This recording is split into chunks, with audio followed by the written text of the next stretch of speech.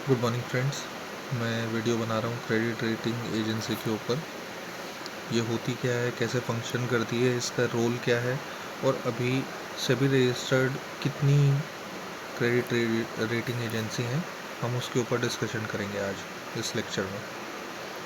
तो स्टार्ट करते हैं। क्रेडिट रेटिंग एजेंसी होती क्या है? क्रेडिट रेटिंग एजेंसी एक फाइनेंशियल इंस्टीट्यूशन है जो कि रेटिंग करता है दो इंस्ट्रूमेंट्स की। एक तो डेट ऑब्लिगेशंस की और दूसरी डेट इंस्ट्रूमेंट्स की। तो इसमें कॉमन वर्ड है डेट। डेट मीन्स एक तरीके की ऑब्लिगेशन जिसमें जो पेमेंट्स हैं वो रिकरिंग बेसिस में होंगी, 20 मंथली, हाफ ईयरली, एनुअली। तो जो इंस्टीट्यूशन ये ऑब्लिगेशन जहाँ से इनिशिएट हो रही है, जो सोर्स है उसका जो ये पर्टिकुलर इंस्ट्रूमेंट है, मींस अगर वो डेट इंस्ट्रूमेंट है, बॉन्ड्स है, डिबेंचर्स है, तो उसकी रेटिंग। अगर कोई क्रेडिट फैसिलिटी है तो उसकी रेटिंग। तो ये सीआरए का काम होता है, सेबी के साथ रजिस्टर करना पड़ता है इनको। तो इसी के ऊपर है ये। तो होती क्या है, क्रेडिट रेटिंग एजेंसी एक कंपनी है जो कि क्रेडिट असाइन करती है क्रेडिट रेटिंग्स को इशूअर को, जो कि डेट ऑब्लिगेशन मतलब मींस क्रिएट करते हैं। सोर्स मैंने बोला था, जैसे कि कंपनीज़ हैं, गवर्नमेंट है, स्पेसिफिक फाइनेंशियल इंस्ट्रूमेंट्स जो होते हैं, जैसे कि आपने सोशल फंड्स होते हैं, आपने देखा होगा स्पेशल सिचुएशन फंड्स होते हैं, तो उनको भी रेटिंग्स होती हैं। फिर और डेट इंस्ट्रूमेंट्स जो कि मैंने बताया बॉन्ड और डिबेंचर होते हैं, तो ये इसकी रेटिंग करते हैं। इनकी इम्पोर्टेंस क्या है? इम्पोर्टेंस ये है कि ये इंफॉर्मेशन, प्रॉपर इंफॉर्मेशन सप्लाई करते हैं। कि मीन्स कंपनी तो बोलेगी, कंपनी को तो अपना प्रोडक्ट बेचना है, तो वो तो बोलेगी कि भाई मेरे डिबेंचर अच्छे, मेरे बॉन्ड अच्छे हैं, खरीद लीजिए। बट ये इन्वेस्टर को कैसे पता लगेगा या लेंडर को कैसे पता लगेगा कि मतलब जो है, जो राइट मतलब जो इसमें इन्वेस्ट करने वाला है इंस्टीट्यूशन, उसको कैसे पता लगेगा कि जो मैं अगर मैं इसमें वो इन्वेस्ट करता हूँ तो ये मेरा एक राइट डिसीजन होगा या नहीं। तो वो सीआरए उसमें हेल्प करता है। और दूसरा है एफिशिएंट कैपिटल एलोकेशन। इन्वेस्टर को इन्फॉर्म डिसीजन मींस वो, अगर उनके पास राइट इन्फॉर्मेशन होगी तो डिसीजन भी एक्यूरेट होगा। और जो वो अपनी कैपिटल एलोकेट करेंगे या फंड्स को, वो जो है एक पर्टिकुलर जो प्रोडक्ट है उसके अंदर अगर वो चैनलाइज करेंगे, तो मतलब वो एक उनका जो है वो क्रेडिट वर्दी भी है, जिसको वो जो है जहाँ पर इन्वेस्ट कर रहे हैं नहीं। ट्रांसपेरेंसी मेंटेन करते हैं, क्योंकि अगर इन्फॉर्मेशन सप्लाई होगी तो ट्रांसपेरेंसी होगी ही होगी। फिर बेंचमार्किंग है। तो एक हर क्रेडिट रेटिंग एजेंसी का एक अपना बेंचमार्क होता है। जैसे कि आपने देखा हो कई बार BBB- होता है, AA होता है, AA+ होता है। तो ये एक आपने ये भी सुना होगा कि NBFC डिपॉजिट टेकिंग के केस में जो मिनिमम अलाउड जो है वो BBB- है, तभी वो जो है इशू कर सकते हैं। तो ये मिनिमम क्रेडिट रेटिंग होती है जो कि रिक्वायर्ड होती है।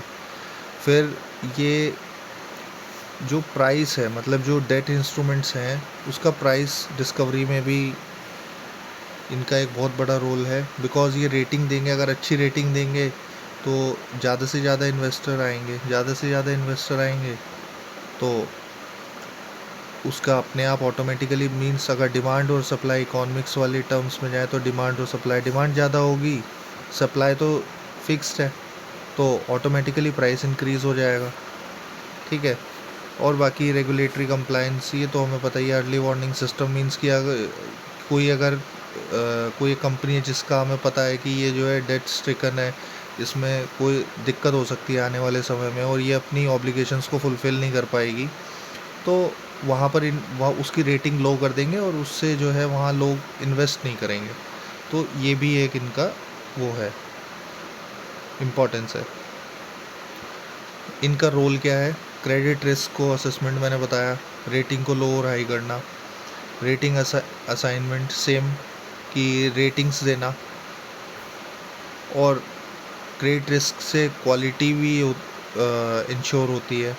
मॉनिटरिंग करते हैं रेगुलर बेसिस पर, बिकॉज़ ये क्रेडिट वर्दिनेस को कंटिन्यूसली चेक करते रहते हैं, और ये पीरियोडिकल होती है जो रेटिंग ऐसे नहीं कि एक बार आपने इंस्ट्रूमेंट की कर दी तो फिक्स रहेगी, उसका एक पीरियोडिकली फिक्स होता है कि इतने समय के बाद वो दोबारा से चेंज होगी। फिर रेटिंग डिसेमिनेशन, जो क्रेडिट रेटिंग एजेंसी होती है ये पब्लिश करती है रेटिंग्स को, उसके रिगार्डिंग जहाँ से वो रेटिंग बनाने के जो उनके सोर्सेज थे, उन्होंने डेटा कलेक्ट करा, वो पूरा पब्लिक डोमेन में उनको पब्लिश करना होता है। क्योंकि ऐसा नहीं ना कि किसी भी एक मतलब जिसका उन्होंने बॉन्ड और डिबेंचर को रेट करा है तो अपना इन्फ्लुएंस क्रिएट करने के लिए वो जो है कुछ भी रेटिंग दे दें, तो सारा डेटा पब्लिक डोमेन में उनको अवेलेबल कराना होता है। मार्केट सेंटिमेंट को भी ये जो है इनकी रेटिंग्स बहुत अफेक्ट करती है, बिकॉज इन्वेस्टर इनके ऊपर नज़र गड़ा के रखते हैं कि भाई ये जो है, जो भी हम इन्वेस्टमेंट करने वाले हैं, अपनी कैपिटल एलोकेट करने वाले हैं, तो ये इंस्ट्रूमेंट हमारे को जो हम सोच रहे हैं उतना रिटर्न देगा भी नहीं देगा।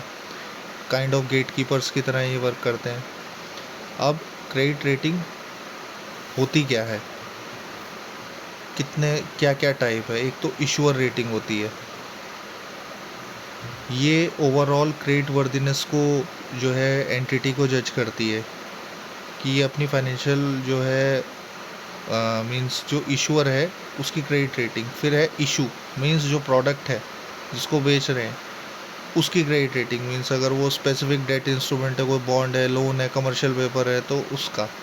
फिर होती है लॉन्ग टर्म रेटिंग्स, ये क्रेडिट रिस्क को एक लॉन्ग ड्यूरेशन में जज करते हैं कि 1 साल से ज़्यादा। लॉन्ग टर्म का तो, अगर शॉर्ट टर्म का मतलब होता है less than 1 year, long term का होता है मोर देन 1 ईयर। तो ये इस ड्यूरेशन में बताते हैं कि लॉन्ग टर्म रेटिंग में क्रेडिट रिस्क को असेस करते हैं ओवर अ लॉन्ग पीरियड, और 1 ईयर से ज़्यादा के लिए, शॉर्ट टर्म में 1 ईयर से कम के लिए शॉर्टर, ठीक है। फिर सोवरेन रेटिंग, सोवरेन रेटिंग्स क्या है, ये इंटर कंट्री, जब एक कंट्री का फाइनेंशियल इंस्ट्रूमेंट जो है दूसरी कंट्री के इन्वेस्टर्स इन्वेस्ट कर रहे हैं, जैसे कि एक केस होता है एफपीआई का, जो बाहर से लोग आकर के हमारे देश में इन्वेस्ट करते हैं।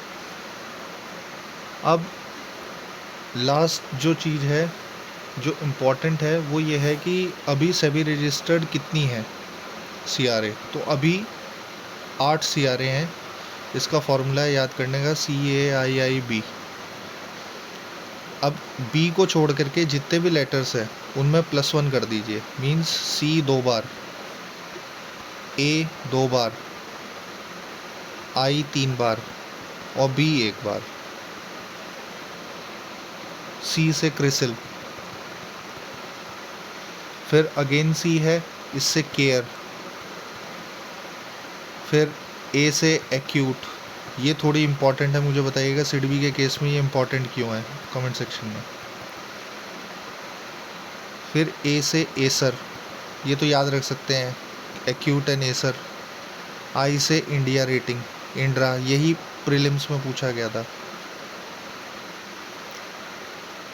फिर इकरा, फेमस रेटिंग एजेंसी है ये आपने कम सुनी होगी, इन्फोमेरिक्स वैल्यूएशन। एंड लास्ट ब्रिकवर्क्स, ये लेटेस्ट में इसका जो है COR जो है वो रिवाइव करा था आई थिंक 2024 में, मुझे अगर सही से याद आ रहा है, मैंने 2024 में इसके रिगार्डिंग एक न्यूज़ पढ़ी थी। तो यहीं पर क्लोज़ करते हैं, थैंक यू।